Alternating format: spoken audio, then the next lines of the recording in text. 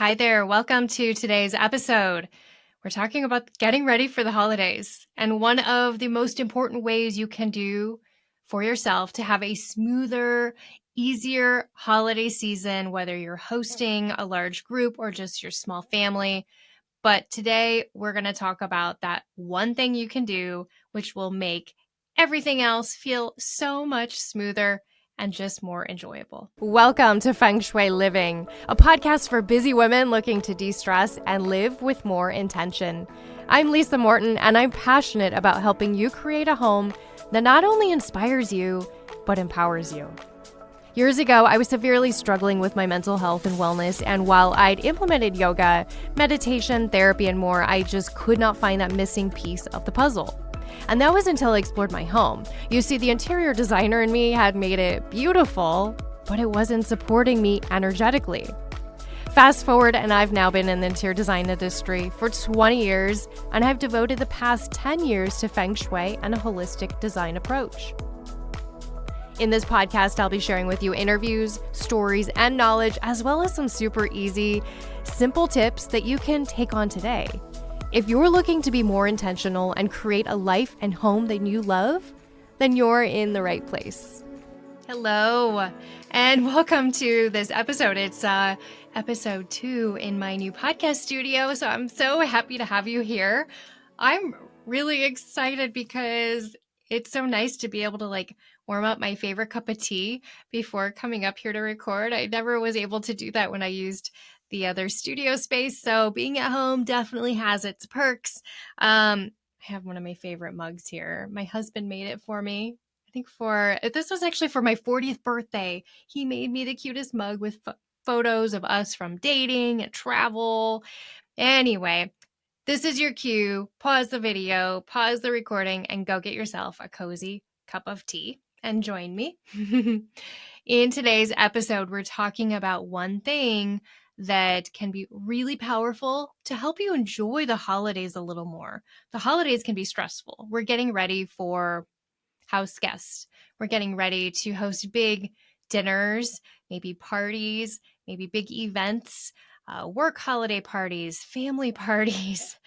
It can easily feel overwhelming, but if you follow my advice today, I know it will become a little more enjoyable and a little less stressful. Hopefully a lot more stressful. Today, we're going to talk about clutter clearing. And whenever I say clutter clearing, people either love the idea or they really dislike it. So the people that love it are those ones that instantly think about label makers and home organization. They can clutter clear and then they can organize all the bins and boxes to, however they dream of. And then you have the other side, the side that thinks, oh gosh, where do I start? Now, we know clutter brings on feelings of stress, anxiety, depression. It can be a really difficult place to be. I'm not a doctor. I'm not a medical professional. I'm not even a home organizer. There are amazing home organizers out there. If you need someone to help you organize your home, please reach out. There is also a National Association of Professional Organizers. If you need support, get support to help you approach this, because we can't bring new things into our lives when we just are surrounded by clutter and there's just too much going on. So by ridding our homes of at least some of the clutter. Now, I'm not saying today you have to clutter clear your entire home. I'm simply saying be mindful of what's in your space and what you need to let go of. And that could even be one thing. I talk about this a lot. Sometimes it's one really symbolic thing in a client's home that they need to remove. Removing that one thing can be huge to your body, your nervous system, can be huge for your future. So I have some tips today. I have 4 tips, plus a few other goodies that we're going to go through here. I think these will help. Here's a few stats to kind of blow your mind. 54% of Americans are overwhelmed by the amount of clutter they have. It's a lot. 80% of the items people keep are never used. I know I have a couple boxes that I need to go through. And here's another funny thing. My husband likes to save, he has textbooks from college. I'm not quite sure. I need to work on him with that one. Also, getting rid of clutter eliminates 40% of housework in the average home. And that actually is the reason for today's episode right now. Often people think spring cleaning and clutter clearing go hand in hand. But if you can take time before the holidays, maybe before you pull out those decorations, take time to clear clutter, then you'll have less stuff in your way, less things to work around. It'll be easier to welcome your guests in, sit anywhere, enjoy yourself, relax. You won't have to move things. Oh, let me shimmy these boxes over, or this extra, whatever, right? By ridding our home of these things, it just will make life a little easier. So no, you don't have to go and clutter clear everything, but try to do something to set yourself up to really enjoy the holiday season. So here are my 4 tips to clear clutter. Number 1 is put together a plan. I want you to decide on how you're going to clear clutter before you even start. And all 4 of these tips are preparatory tips. If you do these ahead of time, it will make the entire process so much easier. So to put together your plan, you need to decide how you're going to do this. So are you going to work left to right, maybe top to bottom, or even in a clockwise direction? Maybe you're in your kitchen and you want to really organize, clear out clutter from your kitchen so that when you're cooking these big, amazing meals, you don't have stuff in your way. So decide on your plan. Left to right, top to bottom, clockwise, or maybe you have some other direction you want to go, and that's okay. But really put together this plan. And then step 2, develop and document. I want you to really think through, is this going to work? Once you came up with it, write it down. Put pen to paper. If you're really that kind of type A personality, create a spreadsheet, create a bulleted list and print it out. Maybe you're creative and you want to take a journal page and list the different steps in colorful markers.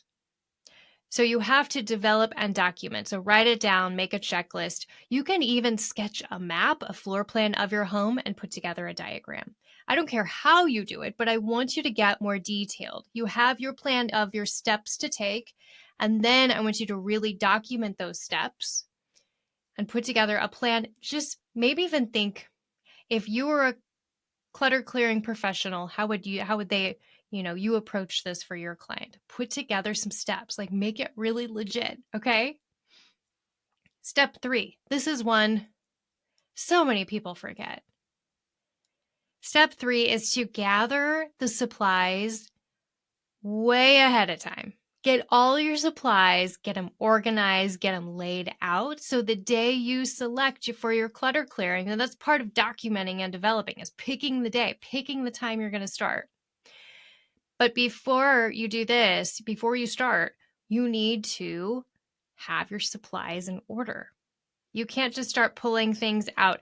I don't know about you, but I know I've gone through my closet, pulled things out, and my bed is covered with piles, mounds of clothes. And then I'm tired. And then I don't want to do it anymore. And then it's the end of the day, and I just don't have any more gas in my tank to give this project. Have you been there? Let me know in the comments if you have. I'd love to know. But that's hard. So have your setup ready to go to take care of all these things. So some great supplies would be garbage bags, recycle boxes, donation boxes, and mark them up, label each box. Labels, again, you can just get the sticker labels if you like, or even colorful Post-its. I like to use colorful Post-its. Markers, color code. Color coding makes it easier. It also makes it a little more fun. And then, of course, any baskets, dividers, bins, anything else like that that might be helpful. So have all your supplies ready to go. Have them labeled, organized, set out in an organized fashion. Again, just as if you were a professional. Maybe you're an accountant. If you were working on someone's taxes, you would do it in an organized manner, right? If you're a baker, you're going to have all your items out on the counter ready to make your cake. So do the same with clutter clearing. Have everything out and ready to go. And then my fourth step is to sort. So you're pulling things out, you're going through things. What do you do with it?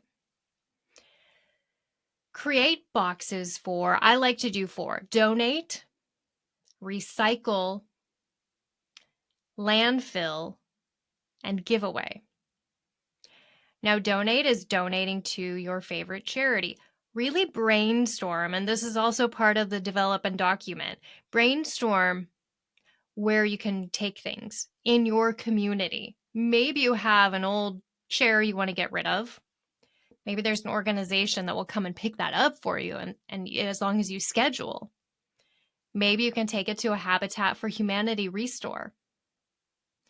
I love to donate anything I can to the animal shelters. You guys know I'm a dog lover. I'm an animal lover. And so anything I can donate to an animal shelter, like old sheets or blankets or towels, they're really grateful to have this. Maybe there's a women's shelter in your community, a school, your church, community center. Reach out, find where you can donate these items, because one person's trash is another person's treasure, 100%. Someone might, they might see it at a thrift store, a chair that you donated that you didn't like anymore, that was just in your way, clogging the energy, causing stagnant energy, and they take it home and they refinish it, and they're so excited to have it in their space. Maybe you're cleaning out your coat closet before your guests come. How many coats do you really need? Last winter, I went through our coat closet. I had way too many coats. I kind of have a thing for coats and jackets. So I also get them for gifts too. From my loved ones know I love it. So they get me coats, which is great. But then you get to a point where you have too many. I had 6 winter coats. Yeah, and some of them were a little older, but I had 6 winter coats in the coat closet. I just was like, something has to shift, because there are people out there that don't have a single coat, don't have one coat. So I got rid of some of them and I donated them. So remember, one person's trash or one person's items that are unused can be really used by someone else. Now, we want to recycle. We always want to avoid throwing things away if we can. What can you recycle? Maybe you have something in your pantry that you're getting rid of. Can you use it in another area? Maybe it's a bowl that you want to take into your office to hold all your fun Post-its and paper clips. Just get creative. Maybe you have a workshop that you need that mug that you want to get rid of. Take the coffee mug out to the workshop. You can store screws and nails in it. I don't know. I'm just getting creative, but think about how else you can use items so that you can recycle them, or then properly recycle them in your community. Check the local recycle rules, see what you can, what you can't recycle. Okay, so then we have the landfill, which of course I don't love stuff going to the landfill, but there is a time or place. If you have socks with holes in the toes, nobody wants those. Don't donate those. It's time for the garbage, right? It's time for the landfill. Sometimes it is truly time for it to go to the landfill because you need to let go of it. But maybe you have a friend, a neighbor, a coworker. Maybe you have a piece of furniture that just you don't care anymore about it. You don't really have room for it. It was from a past home. I don't know, but maybe you have a neighbor that really needs it. Maybe there's a college student in your community who could really use that cool chair. A bookshelf. a lamp. Look around and connect with your neighbors, connect with your family members, and see what you can share with your friends, family, colleagues, everyone to reduce sending everything from the landfill. Okay? Give away, share, spread the fun vibes from all your cool pieces that you're ready to move on from. Okay? So sort, create boxes for donate, recycle, landfill, and then give away. So the four steps is put together your plan, decide how you're going to clear that clutter. Number 2 is develop and document, really get deep. Put together all the details on paper or in a spreadsheet or in a creative journal page, whatever floats your boat. Number 3 is get those supplies before you start, because if you start and you don't have the right boxes, you don't have the right labels, scissors, markers, you're going to just be so frustrated and want to quit before you've even started. And then number 4 is sort. Sort and handle all those items. Now, here's the tricky one. A lot of people put items in a bag to donate, and they sit in the back of their car for 6 months. If that's you, this is your reminder to stop at the donation bin today. Before you head home today, stop at the donation bin. Head a few blocks out of your way, get that energy out of your car, and start fresh. Now, here's a pro tip that I wanted to share with you. I actually have 2 of them that I wanted to share with you. Number 1 is to never start with the sentimental items. We know the sentimental items, a gift from your grandmother, a throw from your great aunt. We know these have emotions connected to them, and they might stir up some stuff in us. So be careful to not start with these and start with something a little more simple. I always recommend, if you're clutter clearing and you don't know where to start and you're feeling overwhelmed, start with a linen closet. Head to your bathroom and go through the linen closet. I personally have a knack for keeping towels, washcloths, hand towels a little too long. And so that is the first place I go, and it feels so refreshing. Maybe you want to start with your junk drawer. Find a space that doesn't have a lot of emotion to it and complete that area, because this will be easier. It will also help propel you forward by having this sense of achievement of, I just emptied out the junk drawer, organized it, and got rid of all the clutter inside of it. And it feels really good. I'm feeling positive. I'm ready to move on to the next space. It's going to help you. Okay. That was my extra little pro tip. I have a second pro tip for you. And this is to set the energy for what you want to create in your space. You want to create a space of positivity and joy, a joyful holiday, a really joyful holiday. So set the energy for that. On your day of clutter clearing, I want you to set, again, part of your develop and document section is to set a time. So set a time to start your clutter clearing, just like as if it were a doctor's appointment, and stick to it. Set your time, get dressed. Don't just roll out of bed and decide to clutter clear in your pajama pants. I want you to put on something that feels like you're working, that you're going to accomplish something. Maybe it's a favorite t-shirt that just makes you joyful. Or maybe it's a holiday, a holiday tee or a holiday sweater that you want to use while you're clutter clearing to prepare for the holidays. So get dressed, get up, brush your hair, put it in a ponytail. Maybe you want to put some makeup on, I don't know, and put on a pair of shoes, right? Do the whole thing just as if it's like your job. And then play some music. Music always helps. Play some music that is fun, inspiring, happy, cheerful, or even holiday music. And then think of aromatherapy. Do you want to burn a favorite candle? Diffuse a great scent.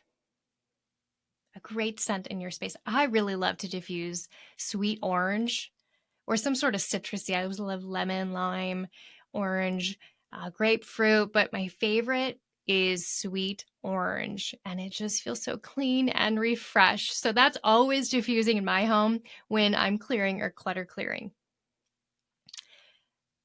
And then, the other two things is fresh air.